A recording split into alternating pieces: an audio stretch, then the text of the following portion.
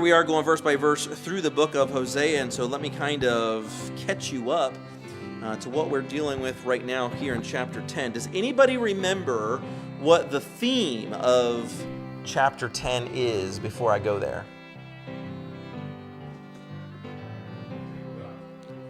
Nope, that's the theme of the whole book. Help me ask this. Does anybody know the theme of the book of Hosea? God's redemptive love. I thought you would get that one. Yes, God's redemptive love. Now, what about the theme of chapter 10? Does anybody remember? I'm sorry? I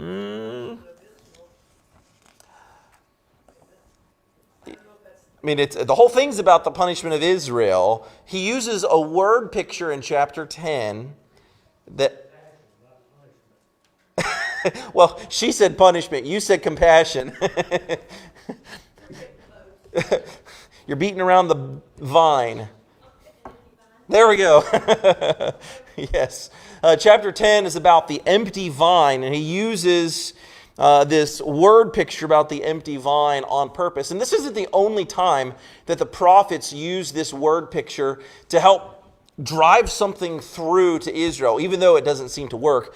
We looked at a passage over in Isaiah that uses the same word picture of this vine that God has taken the time to plant and to nourish and to protect and to watch over, and then prepared for fruit to be born. He built a wine press, but then it brought forth wild grapes instead. And there was nothing he could do with that, and except for tear it down and destroy it. And he's bringing up the same thinking here. Again, I remind you that people and nations fail when they live for lesser things than God's glory. And when Israel was living for its own glory or for the glory of its kings, then it was failing.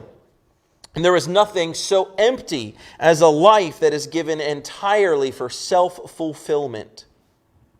Maybe you've been at a point in your life where every day, all day, you were just doing stuff that made you happy. Or at least so you thought. You were playing games, you were buying things, you were eating good food, you were hanging out with friends, you weren't working, you weren't doing anything hard, you were kicking back and taking it easy all the time, doing exactly whatever it is you wanted. And you thought that that was going to make life amazing. Well, take it from my kids. What happens when during the summertime and you can play as much as you want, what do you usually get? Bored. I'm bored, or as Camden likes to tell us 75 times a day, there's nothing to do. There's nothing to do. And Mama said, if every time you tell me there's nothing to do, I'm going to make you go clean something. Or I'm going to give you a coloring page and some crayons and make you color. You know, as if that's a horrible thing. But it would be a horrible thing if you had to color and you didn't want to. Well, what happens to an adult who just plays games all the time, or an adult who just does whatever they feel like all day, every day? Do they get happier and happier? No, they get miserable and even more miserable.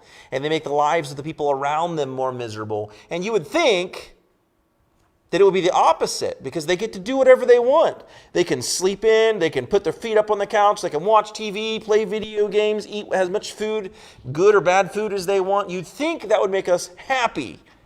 But you know as well as I do, and my kids are learning, getting whatever you want all the time does not make you happy. It makes you miserable. There's a lot of miserable little kids out there that get what they want all the time. And they make for miserable mom and dad too. And the difference is learning not to just get what we want all the time. The difference is learning to have purpose in our day. To dedicate time in our day to accomplishing something worthwhile. Sometimes that is helping others. Sometimes that is advancing ourselves and learning how to do something or cleaning something, but having some kind of purpose in our day. Israel thought that if they could just enrich themselves and live their lives dedicated to making themselves happy all the time, and we live the exact same lifestyle in the United States. I shouldn't have to work. You should give me a cell phone. I shouldn't have to get up in the morning and go to a job. You should give me a card with money on it to get food. You should feed my children breakfast and lunch. You should get clothes for my children when they go to school. You should, the way our society thinks is that the government owes us all of these things to keep us alive. And that is a miserable lifestyle. I don't know many people that would think otherwise. And so yes, living that way is most miserable, most displeasing to God, most empty and vain, and people and nations fail when they live for lesser things than God's glory. I also mentioned a couple weeks ago that Bible students will make a mistake if they look into the book of Hosea and they think that this is all Old Testament stuff that has nothing to do with us. That's a big mistake, that it doesn't apply to the church at all. Of course, it was written specifically for the Israel of that time. But we see into the mind of God concerning how He would have us to live, how He will bring about judgment, how He deals with the sinfulness of mankind, and we can certainly take away lessons from that. One of the lessons that we took away from it is, the first point here was that God planted a vineyard for all people. First of all, Israel was meant to be God's light and testimony to the whole world around them. Israel was supposed to be the agent of change, which changed the people and cultures around them. But instead, Israel was changed by the people and cultures around them. God's heart is a missionary heart to reach out to the lost. God's desire is not to say, here is my few, let me cordon you guys off in this little cultish, group out here in the woods, and I'm interested in you and nobody else. Don't tell anybody else about me. I don't want to give good gifts to anybody else. I don't want to show my love to anybody else. That's not God's way. God's way is you open your mouth about the gospel, you take it to the people who maybe won't even want to hear it, like the woman in the Mercer's letter that I just read, who obviously is not going to be interested in something Christian per se. You take the gospel to those people. You be a shining light. When I'm driving down the road, nobody in the vehicles that are coming towards me text me or call me seeking permission to turn their headlights on. The county does not seek permission to have these lights on along the road. Nobody asked my permission for their lights to blare into my eyes at night. And so we need to be a shining light of truth, shining light of Jesus Christ to the world around us, unapologetically. God had planted a vineyard for all people. We got down to the part here in Hosea. Let's see, I want to say it's in verse number 2. Yeah, it's in verse number 2. Look at Hosea chapter 10, verse 1. He says, Israel is an empty vine. He bringeth forth fruit unto himself. According to the multitude of his fruit, he hath increased the altars. According to the goodness of his land, they have made goodly images. Then he says in verse 2, their heart is divided. And I talked about this last week as well. King Ahab was there before Elijah, as Elijah was trying to get the people of Israel to make a decision. And in 1 Kings 18:21, God says through Elijah, how long halt ye between two opinions? Choose God or choose Baal. Choose God or choose mammon. Choose God or choose popularity. Choose God or choose comfort. Choose God or choose yourself. But don't straddle the road with a divided heart. Because you know what happens if you have a divided heart? You don't do any good for anybody. If your heart is divided between serving yourself and serving God, you're not serving either of you very well. If your heart is divided between serving God and serving culture or society, then you're not going to be serving either of them very well. Obviously, I'd prefer for you to serve God. But it would be better for you to be hot or cold than for you to be lukewarm and spewed out of the mouth of God, trying to be both things. Imagine Hosea with his marriage that is going on here, which remember, this is how the book of Hosea started, with his marriage to Gomer. It began with her betrayal of his love. And so just like this Bible story starts with the home life of Hosea and Gomer and her divided heart, she had trouble just loving her husband. She loved him maybe, but she loved others too.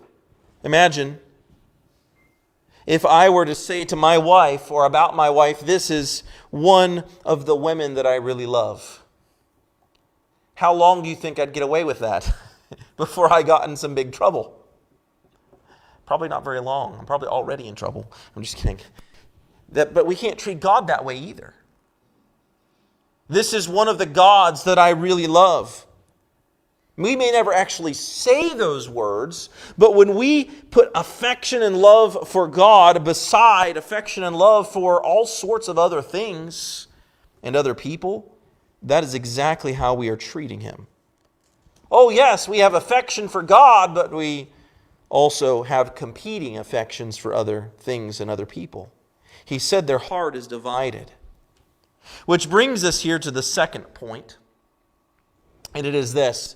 We are accountable to God for our every benefit that is ours. We are accountable to God for every benefit that is ours. He said there in verses 2 and 3, their heart is divided, now shall they be found faulty. He shall break down their altars, he shall spoil their images, for now they shall say, we have no king, because we feared not the Lord. What then should a king do to us?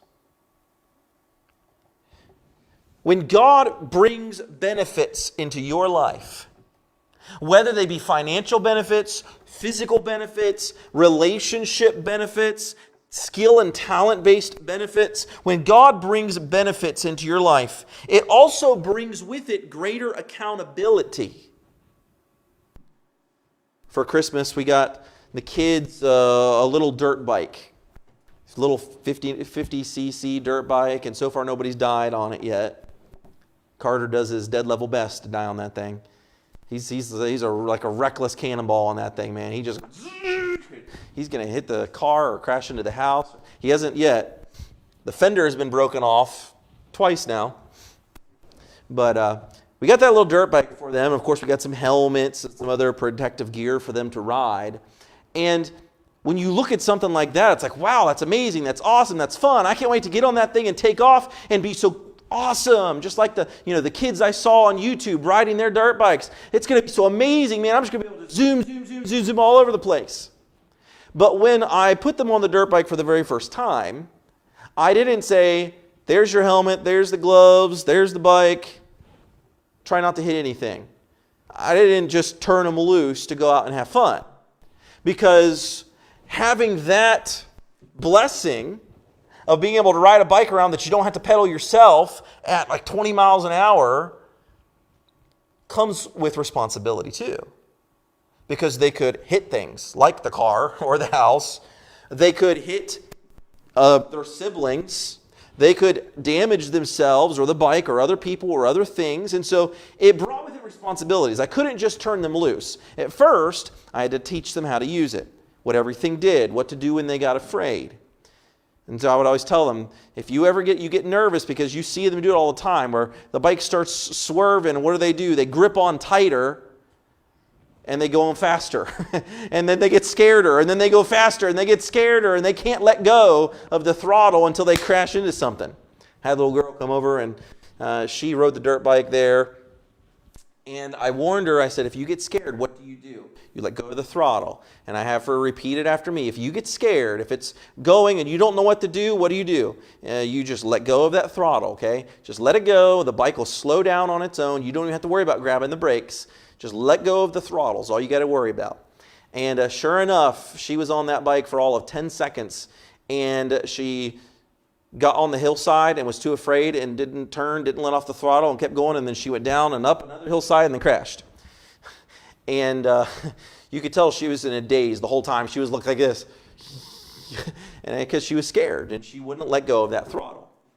When I was teaching my children that, I would go down maybe to the end of the aisle here, and I would say, okay, I want you to ride to me and stop right here in front of me, which is dangerous, right? Because they could have just run straight into me, but it worked. They were careful, and they came to me, and then I went and stood someplace else, so I want you to come, drive to me, stop, use your brakes. I want to see that you're in control of this thing before I turn you loose to go around in circles down here where you can't hit anything, and now it's to the point where they can go out and they can ride it, and I don't go out there and I don't watch them anymore, because now I know what they're capable of, and I know that they're at least capable of being careful and not running into things. They are kids, so things are going to happen, I have no doubt.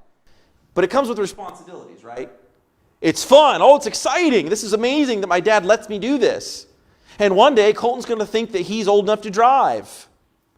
And he's going to think that I should just put the keys in his hand and turn him loose out there on Route 11.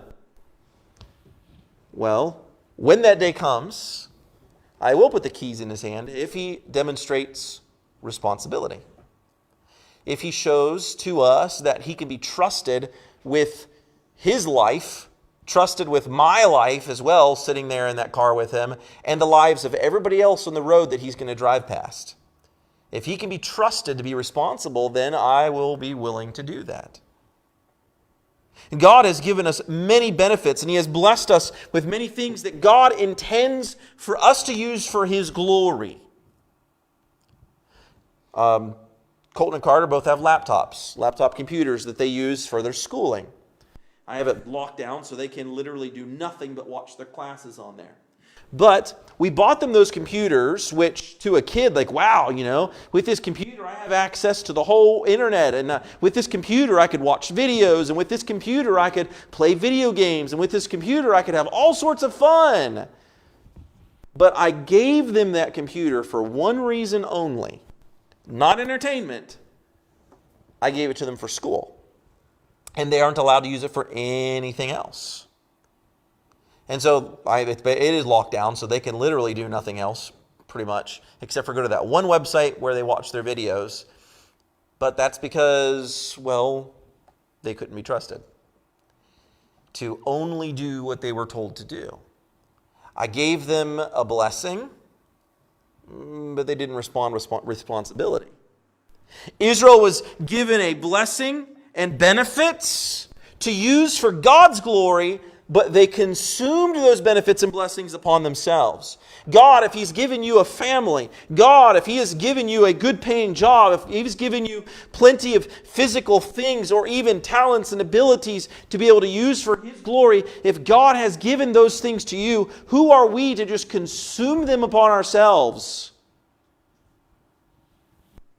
Just if God were to have given us that laptop and said, here, this is to use for my honor and for my glory only. But instead, we choose to use it for our entertainment and our fun. We think here about the vine you see in the picture behind me. When I was getting these ready, I told ChatGPT that I did not want any grapes on the vine. The vines needed to be fruitless. I don't see any fruit on there. It's not supposed to have any anyways. In fact, that doesn't really look like a vine, but I'll leave it alone.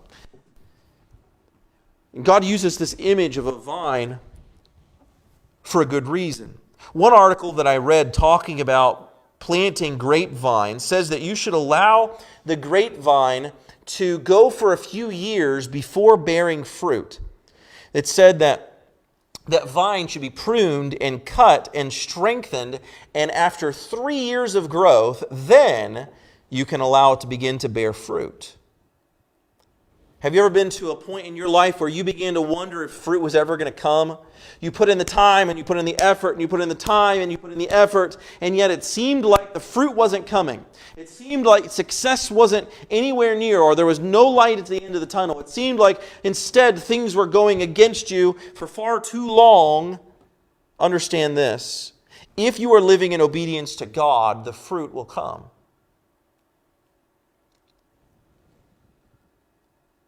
If you are living in obedience to God, the fruit will come. Listen to John 15. I am the true vine, and my Father is the husbandman. Every branch in me that beareth not fruit, he taketh away. And every branch that beareth fruit, he purgeth it, that it may bring forth much fruit. Now ye are clean through the word which I have spoken unto you. Abide in me, and I in you. As I have spoken, as the branch cannot bear fruit of itself, except it abide in the vine, ye are the branches. He that abideth in me, and I in him, the same bringeth forth much fruit. For without me ye can do nothing. To bear spiritual fruit means to abide in God, to abide in the vine. Otherwise, no fruit will be born. Everything that comes to us as a branch is coming from our God because he is the vine. And so any benefit that you have, it's the Lord's that he gave to you. And that's what the Lord declares to his people in verse number 4, Hosea 10, verse 4. They have spoken words, swearing falsely and making a covenant. Thus judgment springeth up as hemlock in the furrows of the field. The inhabitants of Samaria shall fear because of the calves of Bethaven. For the people thereof shall mourn over it, and the priests thereof that rejoiced on it for the glory thereof, because it is departed from it. Here in verses 4 and 5, we see the people of Israel finding that their golden images are gone. They put together these golden calves to worship, but now they've been taken from them. Well, that's because their golden calves were more valuable to them than God was. You know, what would we consider more valuable to us than God? For each of us, that might be a different answer. Something that is more valuable to us than God is. Something that we're more willing to put time and effort and money into than the Lord's work. Something we're willing to worry more about. Something we're willing to involve ourselves more in than the work of God. That has become our idol. Is it our health? Is it our finances? Our work? Our hobbies? Even family? That we have decided to put more time and effort into than serving the Lord, than being faithful to the house of God, than being faithful in the Word of God, than being a testimony or a soul winner. Things that we have decided is more important. That is our golden calf. And they were mourning over the loss of their land. They were mourning over the loss of their sin. And God is telling Israel about what's going to be happening here in the near future. But what were they not weeping about in these verses? They were sad because the calves were gone, but they weren't sad because they were worshiping the calves. They were sad because their land had been gone, but they weren't sad about the sin that they had been committing. You know what we typically call that? You're sorry you got caught, but you're not sorry you did wrong. And he's talking about how Israel is going to be upset, but it's not going to be because they were living wrong. They were upset because their idols were gone. You take a teenager's cell phone away from them, and they're going to get upset. Most people would, to be honest with you. Maybe they've been on their cell phone doing some things they shouldn't have been doing, and you catch it, and you take their phone away. And they get angry. This isn't fair. You should treat me like an adult, Mom or Dad. This isn't fair. I only did this one thing wrong. And they act childish while trying to get you to treat them like an adult as they throw a fit. And really, what are they mad about? They're not mad because they were doing things they shouldn't have been doing. They were mad because they got caught and their idol was taken away from them. And this is Israel. This is what Israel is going to be doing. They used God's blessings falsely to produce these things for themselves. The gold that they used to make those calves, these were blessings from God. And they used those blessings to turn them into idols. I always think of American Idol in a situation like that, where people take the blessing of voice or of music playing or of some other talent that they have, and they want to consume it upon themselves and make a name for themselves and make money and get a title or some sort. And that's what they want to do with it, even Christians. We ought not to use the blessings God gave for us upon ourselves. You know, how we respond to God when He brings about correction, when God puts a speed bump in our path, trying to slow us down or get us to change directions, how we respond to God determines how He deals with us. If Israel, when trouble was coming, had turned to the Lord, that would have been very different than Israel crying out because their idols had been taken. Crying out because God had not protected them from the Assyrians, but not crying out to God because of what they'd been up to. What could have been a place of beauty, what could have been a place of God's glory is now covered in ruins, or will be covered in ruins. And all across our land there are those men, women, who had the opportunity to do God's work, who had the opportunity to go into the ministry, or were in the ministry but took it back, who had the opportunity to step out in obedience when God called them to do something. Even if it isn't ministry, they had the opportunity to serve and honor the Lord, but they did not, and now there's nothing left. The blessings have shriveled away because God can and will hold us accountable. Then we get to point number 3 here. We are going to reap what we sow. The record of our sins is recorded by the Lord until it is confessed and forsaken. Sometimes you've heard the statement that we should keep a short sin account. And this gives us the idea of racking up debt. And as we go and we continue to rack up more and more and more and more debt, our account with that collector or with that debt is getting larger and larger and larger and harder for us to pay back. To keep a short sin account is not the idea of something we have to pay back, because we can't. But it is a matter of seeking forgiveness. To keep a short sin account means this. You go and you talk to God every day. Even more. You had a bad attitude. You yelled at mom, or you yelled at somebody at work. You had a bad attitude. You raised your voice. You said something you know you shouldn't have said. Don't think to yourself, well, I'll get it right eventually. You pray right now, Lord, please forgive me. You take something that doesn't belong to you and you hide it. You say right then and there, Lord, I'm sorry, please forgive me.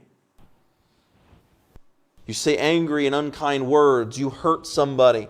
We could make a long list, of course, of all sorts of things that we do that transgress against God's law. But the fact is, to keep a short sin account is to say right then and there, when the Holy Spirit says you shouldn't have done that, to say, Lord, I'm sorry, please forgive me. And then go to the person you wronged, Lord, or say, Linda, I'm sorry. Please forgive me. Linda goes to Freddie, says, Freddie, I'm sorry. Please forgive me. And Freddie says, absolutely, dear. Or honey, or I don't know what he calls you. And what? Lou? Oh, Linda Lou. And you say, absolutely, Linda Lou. And then you hug and make up, right? And you keep that short account. It's supposed to be that way in any relationship, but I speak specifically here of your relationship with God. Because God does keep an account. Look at Hosea 10, verse 9. O Israel, thou hast sinned from the days of Gibeah. There they stood. The battle in Gibeah against the children of iniquity did not overtake them. When we're going back a ways to Gibeah, remember Gibeah was that nation that had come to Israel when they first entered into the land and were in Gilgal. And Gibeah put on clothes and pretended to be from far, far away. They put on old clothes and they put on sandals with holes in them, and they put moldy bread and old cracked wineskins to put their water in to make it look like they traveled far, far, far, far away, when in fact they were just like next door. And they came over and said, "We're from very far away. We've heard how great your God is, and we want to make a pact with you." Rather than saying, "Lord, should we do this?" they said, "Hey, that sounds great. We need friends." Sure. Come to find out, Gibeah would have been pretty much the next city that they would have come to conquer, but now they can't because they made a covenant with them, a promise not to. But there are many sinful events in Israel which stick out. I think of this one. Look over at Judges 19. Judges chapter 19. I'm not going to read the whole thing because it is somewhat graphic. But Judges chapter 19, beginning in verse number 17. Judges chapter 19, verse number 17. Here's an incident that happened in the nation of Israel, in the tribe of Benjamin. There was a man who was traveling into a city, and he encountered something overnight that was horrendous. Judges 19, verse 17, "And when he had lifted up his eyes, he saw a wayfaring man in the street of the city. And the old man said, Whither goest thou? And whence comest thou? And he said unto him, We are passing from Bethlehem, Judah, toward the side of Mount Ephraim. From thence am I. And I went to Bethlehem, Judah, but I am now going to the house of the Lord. And there is no man that receiveth me to house. Yet there is both straw and provender for our asses, and there is bread and wine also for me, and for thy handmaid, and for the young man which is with thy servants. There is no want of anything." The man says, this older man walks out into the street, and he sees out in the street there's this guy with a couple servants and some donkeys with him, and he says, "Where are you coming from? Where are you going?" And the guy tells him, and the guy says, "Well, I don't really have anywhere to stay tonight, but I have enough food for us. We'll be fine. We'll just sleep out here in the street." This was not, it was somewhat common, I guess, if you were traveling to stop into a city for the night to sleep in the street, but often you would get invited into somebody's house and stay there. The old man, though, he knows a thing or two about this town.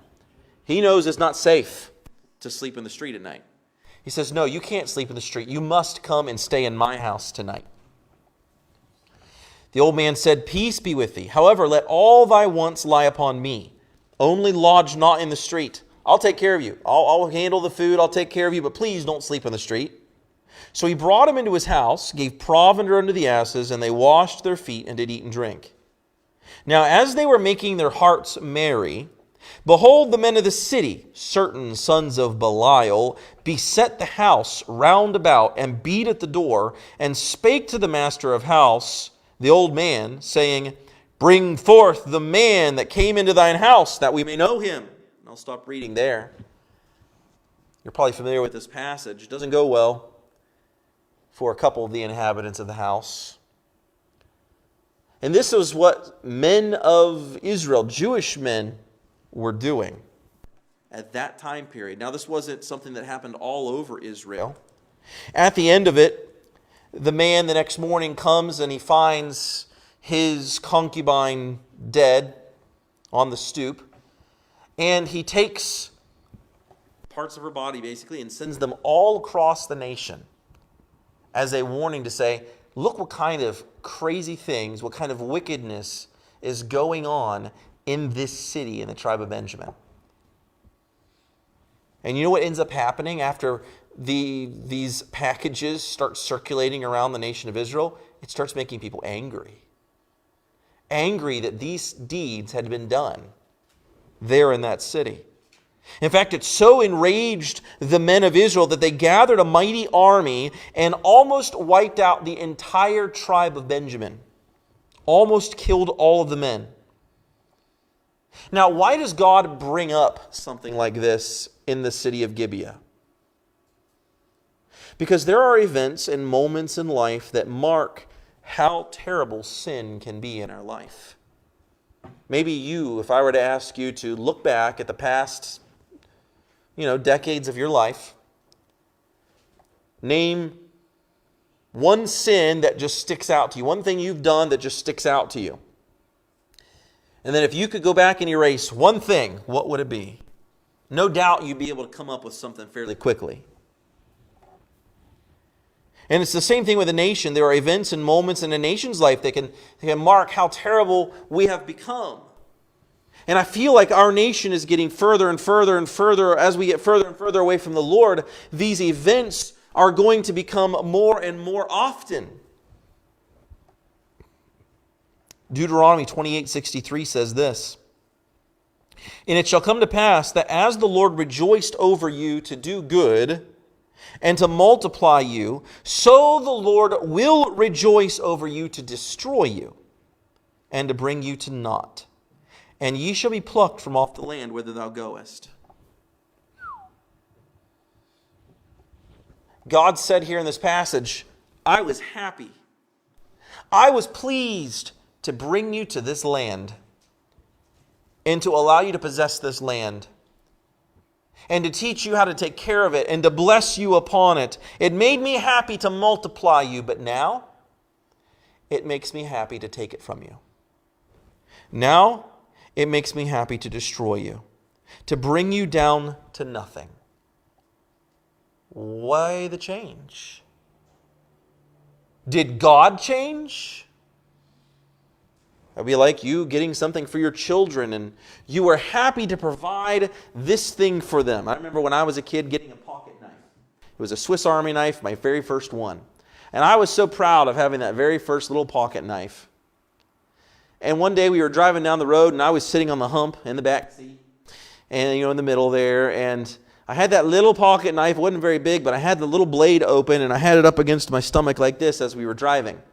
I don't know why. I was a kid. Kids do weird things. And my mom saw me and she's like, "Nathan, put that away. Don't do that. You're going to hurt yourself. In fact, give it to me." And I didn't see that Swiss Army knife again for a while because I was doing foolish things with it and couldn't be trusted with it. I was going to end up hurting myself or somebody else if I wasn't more careful. And I remember I got it. Hey, you want to know where I got that pocket knife? You'll get a kick out of this. I got it at the Hick Fair. Every year we would go to the Hick Fair, and there would be a banjo competition and a fiddle competition and a cakewalk and a tractor pull and sawing competitions and all sorts of good stuff.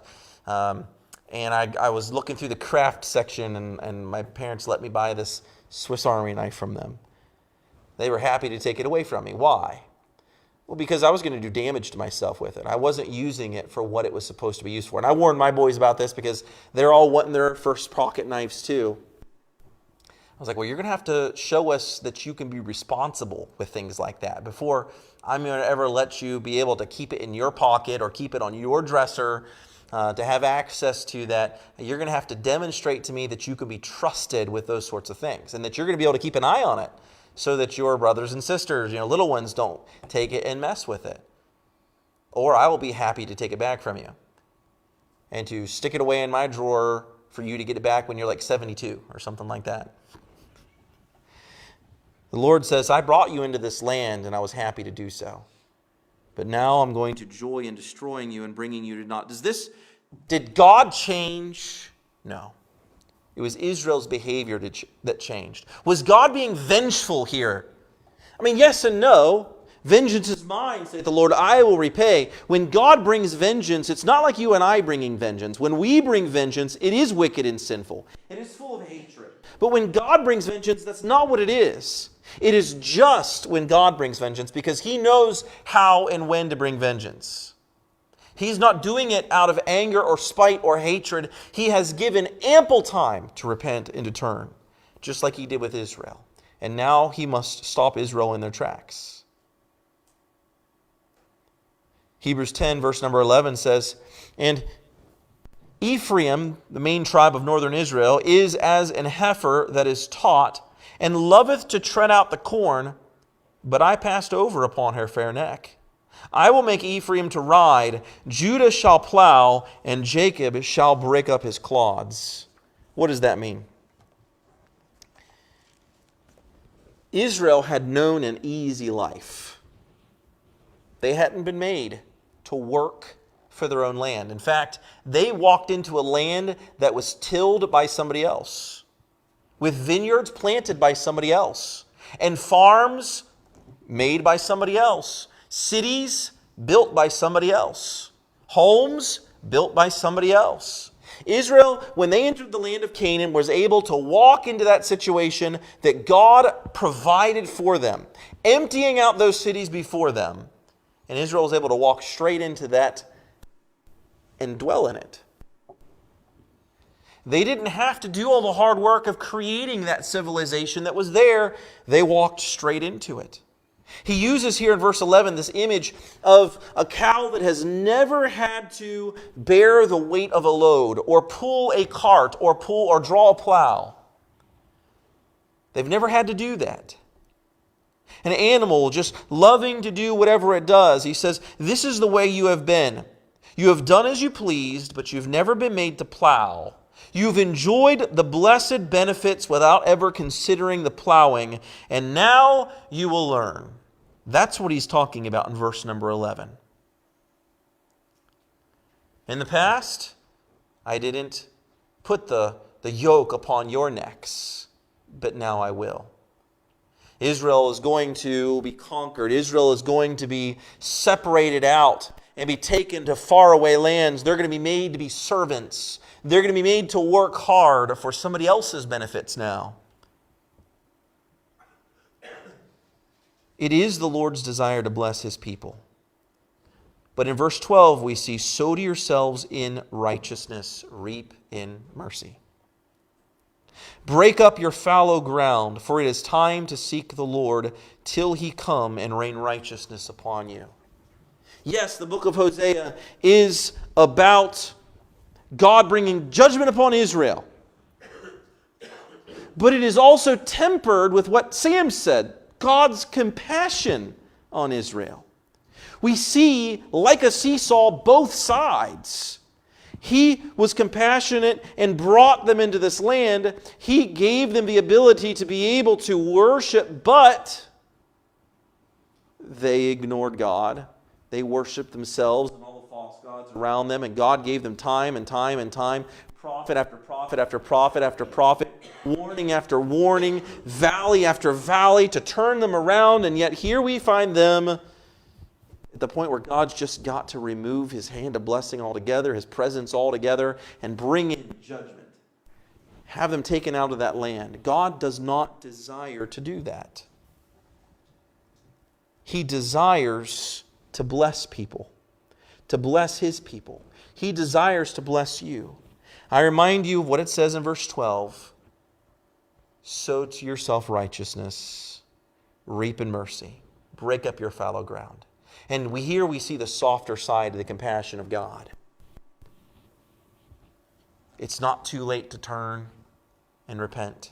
It's not too late to get things right between you and God once more. Seek God's forgiveness now. Sow to yourselves in righteousness, Jesus Christ's righteousness, and reap in God's mercy. Don't think to yourself that because you've already transgressed against God time and time and time and time again, that now it's too late. No.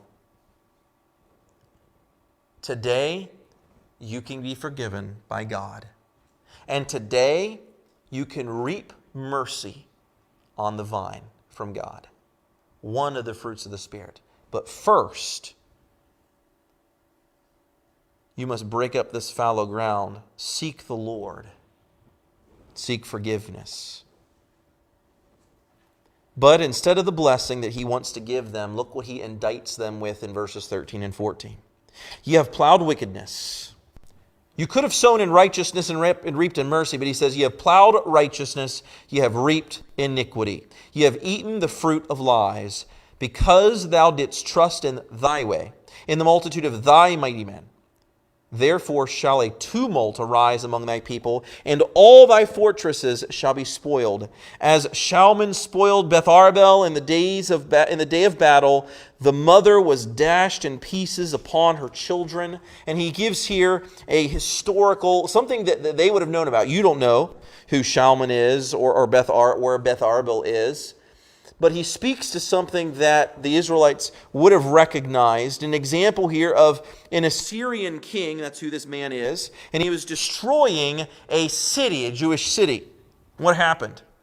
The mother was dashed in pieces upon her children. I mean, that's descriptive enough. Let's just put it that way, right? Tragic events here highlighting God's judgment. We've all experienced times of tragedy, but may God bring back to our minds the promises that we've made to Him when we are moved in our hearts, when we were stirred to do what He wanted us to do. Maybe there's a time where you are away from the Lord and you were living in sin and you got your heart right, and at that time you said, Lord, please forgive me. And Lord, I give my life to you, or I surrender my life to you, or I will never do this again, or you said something to the Lord, you have offered something to the Lord. Do you remember those words? If I were you, I would write them down. Write it and date it in the fly of your Bible so that you can see it easily. Be reminded of it easily that I made this decision then. Maybe I need to make this decision again as the years have gone by. But write it down. Remind yourself of the promises you made to God when He moved in your heart. Lord, okay, I will serve you in this way. Lord, okay, yes, I will step out and obey in this way. Lord, okay, I will give of myself in this way. But then as time went by, you took it back. The Lord has a way of reminding us. Look in verse number 15, the last verse of chapter 10. He says, so shall Bethel do unto you because of your great wickedness. The same thing we saw in Beth Arba. Bethel, which means the house of God, shall do unto you because of your great wickedness. In a morning shall the king of Israel utterly be cut off. And so he was. Have we had time to repent? Has the final blow of judgment fallen? When it does, will it be too late? Let me ask you this. Has God given you time? Have you used that time wisely? Has God given you health? Can that health be removed? Has God given you children? Have you given them to Christ? Are we putting into their lives things that are eternal? Yes, we're busy. We are all busy. Except for Freddie. I'm just kidding. We're all busy. We are as a vine spread out everywhere. But God is looking for fruit. Not to see how many leaves are growing, not to see how long the vine has grown. He wants to see fruit. Not wild fruit. He wants to see the fruit of the Spirit. Are you bearing the fruit God intended for you to bear upon that vine? So we see that image of an empty vine. How is your spiritual vine? Are you producing spiritual fruit? Or does it seem like the things that are coming out of your mouth are consistently bad? Consistently wrong, consistently disrespectful, consistently yelling, consistently angry, consistently cursing, consistently... What's coming out of your mouth? What kind of fruit are you producing? Don't be like the dried up vine. Don't even be like the lush vine that produces the wrong kind of fruit. But produce the fruit of the Spirit.